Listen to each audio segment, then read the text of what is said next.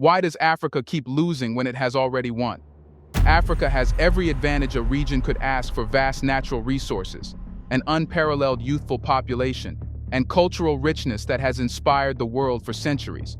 So why is the story of its rise so full of setbacks?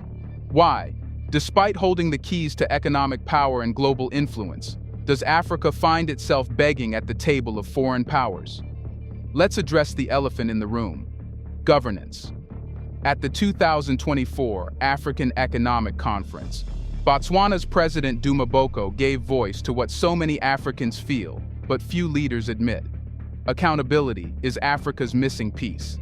He didn't mince words when he said that governance is not just a strategy, but a human right. Governance determines whether nations rise or crumble. Without it, the wealth beneath Africa's soil and the energy within its people are wasted. But the cracks in Africa's leadership don't just allow resources to be squandered, they create pathways for exploitation.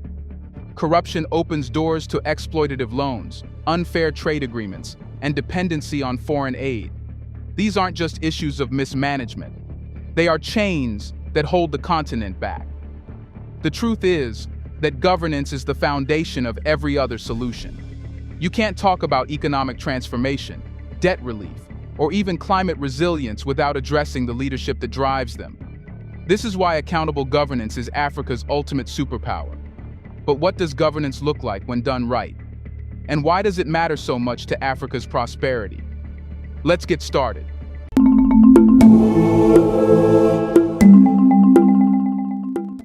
Governance isn't just a word that sounds good in a speech. It's the foundation that separates nations that thrive from those that struggle. And in Botswana, it's not just theory. This small, landlocked nation has turned good governance into a powerful tool, making it one of Africa's most stable and prosperous countries. The question is, does President Duma Boko, who speaks so passionately about governance, walk the talk in his backyard? The importance of your theme lies in its focus on Africa's urgent need to leverage on its collective strengths in order to secure a prosperous economic future. The answer lies in Botswana's track record. Governance in Botswana isn't flashy or revolutionary, it's consistent. It's the quiet, steady hand that has guided the country through decades of stability and growth, despite its limited natural resources. Botswana's government has built a reputation for transparency, accountability, and, perhaps most importantly, trust. Take corruption, for instance. In a continent where graft often dominates headlines, Botswana consistently ranks as one of the least corrupt nations in Africa. This isn't by accident. Leaders like Duma Boko understand that trust isn't just earned once, it must be maintained. Every policy, every decision, and every action taken by the government is a step toward reinforcing that trust. But good governance isn't just about stopping corruption, it's about building confidence.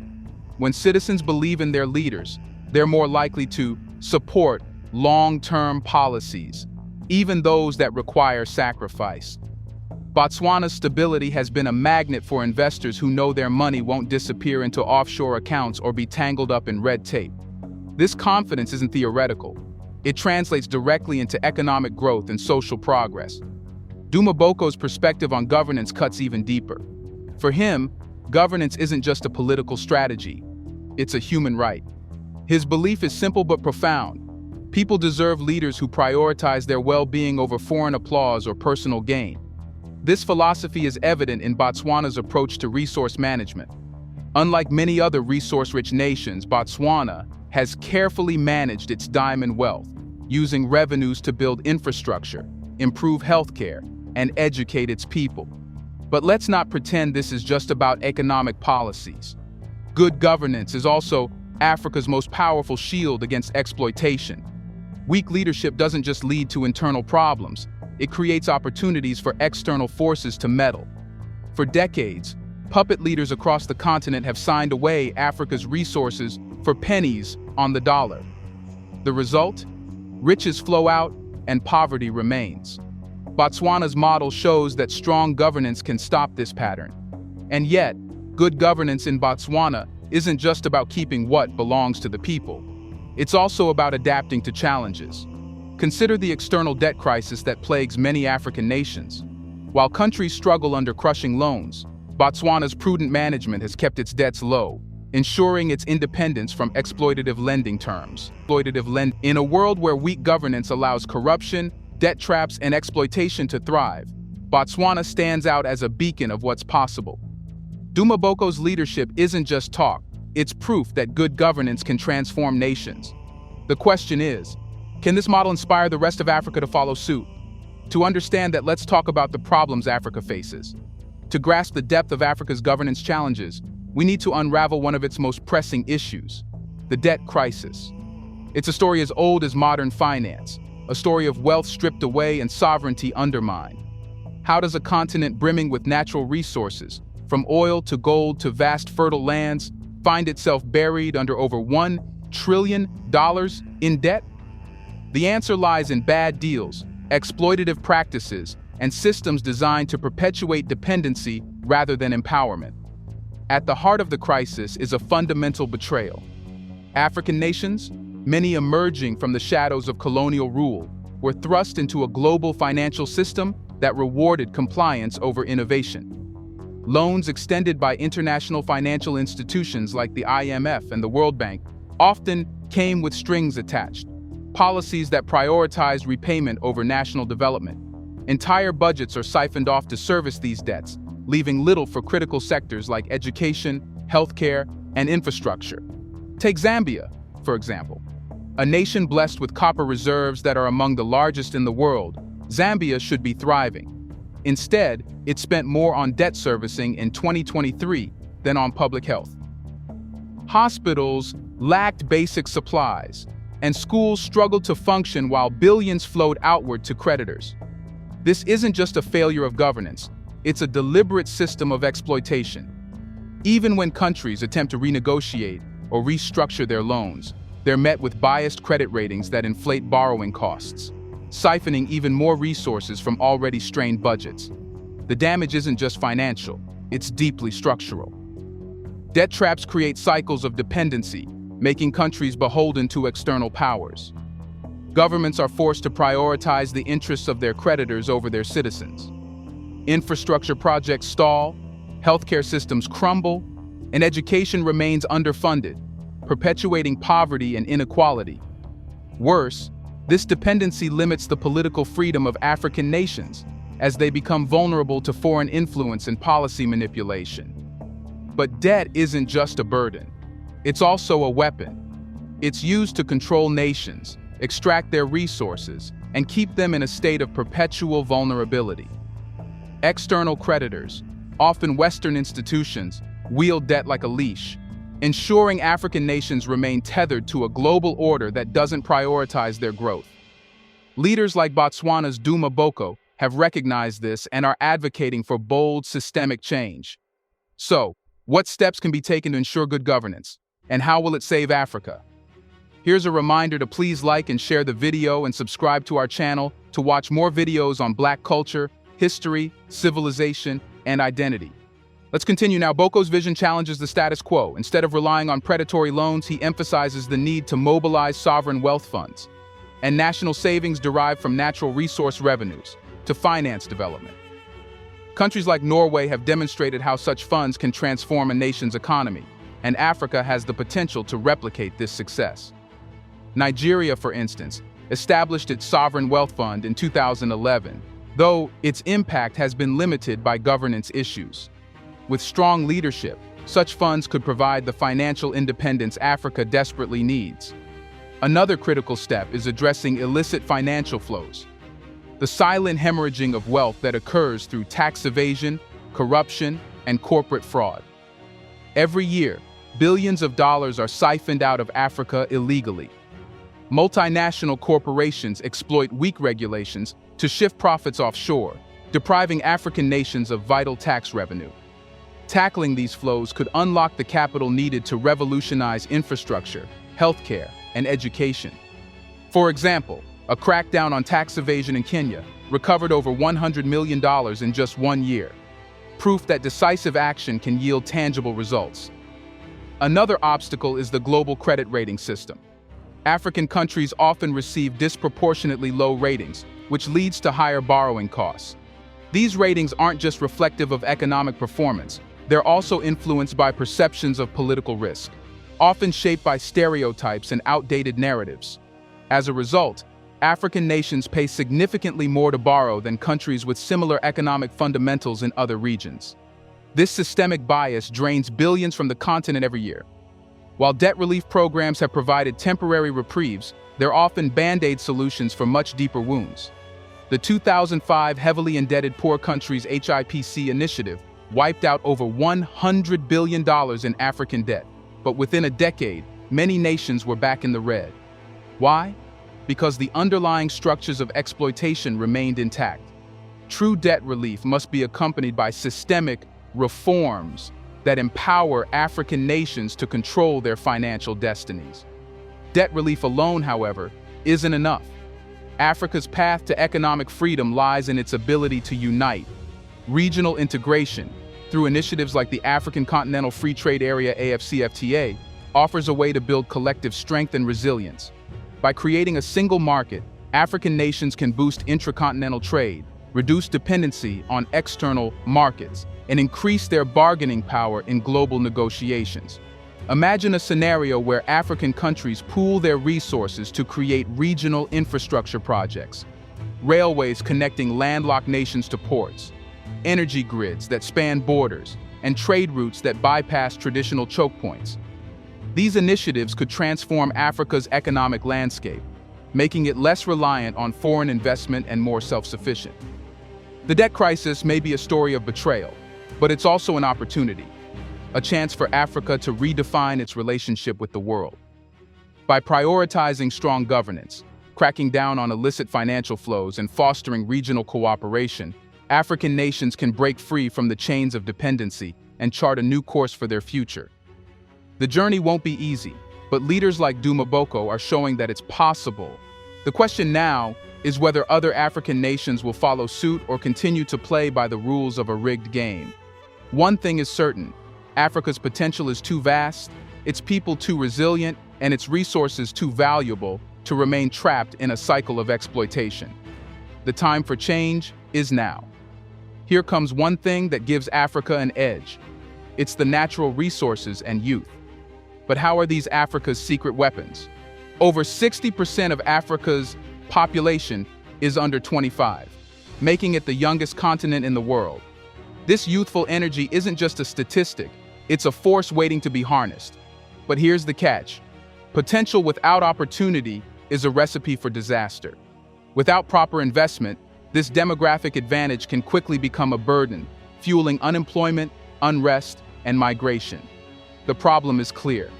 Across Africa, millions of young people are stuck in cycles of unemployment and underemployment. They're educated but lack opportunities. They're ambitious but face systemic barriers. This isn't just a waste of talent, it's a ticking time bomb. A generation without prospects can lead to instability, as history has shown time and again. But Africa doesn't have to follow this trajectory. There are success stories that point the way forward. Take Rwanda, for example. Once synonymous with conflict, Rwanda has become a beacon of hope by investing heavily in its youth. Programs like K-Lab, a tech innovation hub in Kigali, provide young entrepreneurs with the tools they need to turn ideas into impactful businesses. From fintech solutions to agricultural innovations, these startups aren't just creating jobs, they're solving real-world problems.